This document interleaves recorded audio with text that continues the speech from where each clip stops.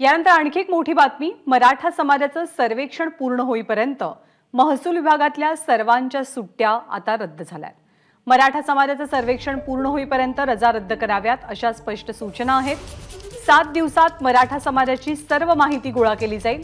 महसूल मंत्री राधाकृष्ण विखे पाटील यांनी अधिकारी आणि कर्मचाऱ्यांना सूचना दिल्यात की सर्वेक्षणाचं काम पूर्ण होईपर्यंत कुणालाही सुट्टी घेता येणार नाही। राजू सोनावणे अधिक माहिती देतात। राजू, युद्ध पातळीवरती सरकारने सर्वेक्षणाचं काम हाती घेतलंय, महसूल खात्याला काय आदेश मिळालेत? पाहतो आपण मराठा आरक्षणासाठी युद्ध पातळीवरती राज्य सरकारने कामाला सुरुवात केलेली आहे।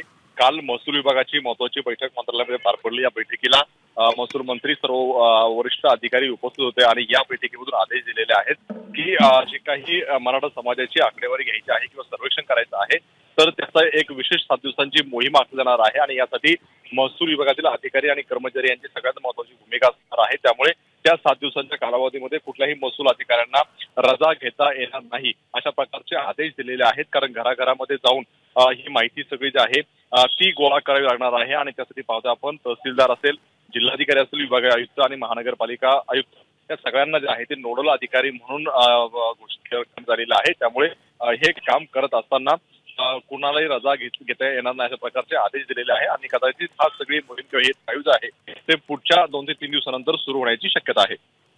धन्यवाद राजू या माहितीबद्दल। एबीपी माझा, उघडा डोळे बघा नीट।